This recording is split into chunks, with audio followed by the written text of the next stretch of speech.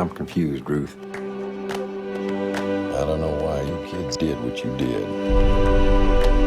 What do you want to do now? I'm worried for him.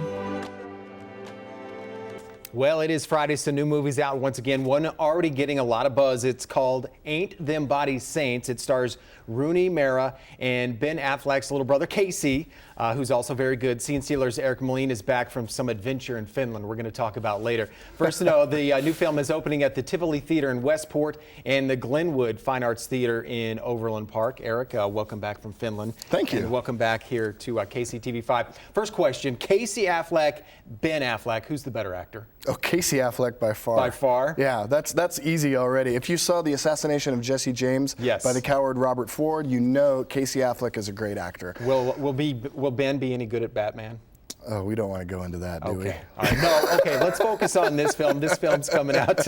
Ain't Them Bodies Saints. It's got a great cast. It's already getting a lot of buzz. Yeah, and it's worth it, too. What happened is this film premiered at Sundance this year, and Casey Affleck plays kind of a Texas outlaw type, but really you can see right here from the footage, it's a love story between him and Rooney Mara, and what happens is he ends up, they have a heist that they're showing right here. The heist goes bad. He ends up in jail, and the bulk of the movie is really the story of him having escaped from jail and trying to reconnect with his wife and child.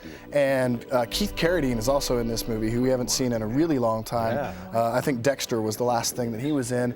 And he plays this kind of benefactor, Ben Foster, who they just showed there, virtually unrecognizable as a local deputy. And really the interesting thing about this film is that it's told in moments before and after most of the conflict.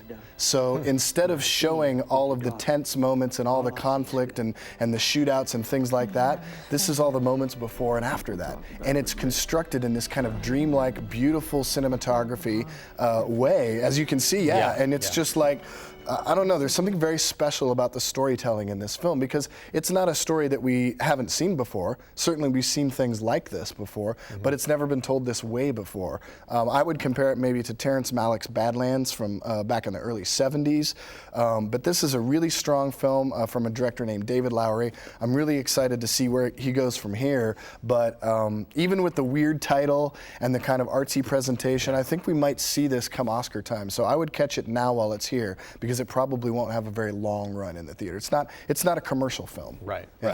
All right, so the big thumbs up from Eric. We're also going to have Eric back in about 20 minutes because he had himself quite an adventure. If you haven't heard yet, he is a world champion in air guitar, and how that happened is kind of crazy. He was just telling me a little bit about during the commercial break. So we're going to have Eric back to talk about how he won the air guitar world championship in Finland. He is the best in the world at air guitar. So we're going to talk to him all about that coming up in about 15 or 20 minutes. First, let's send it back to Alexis.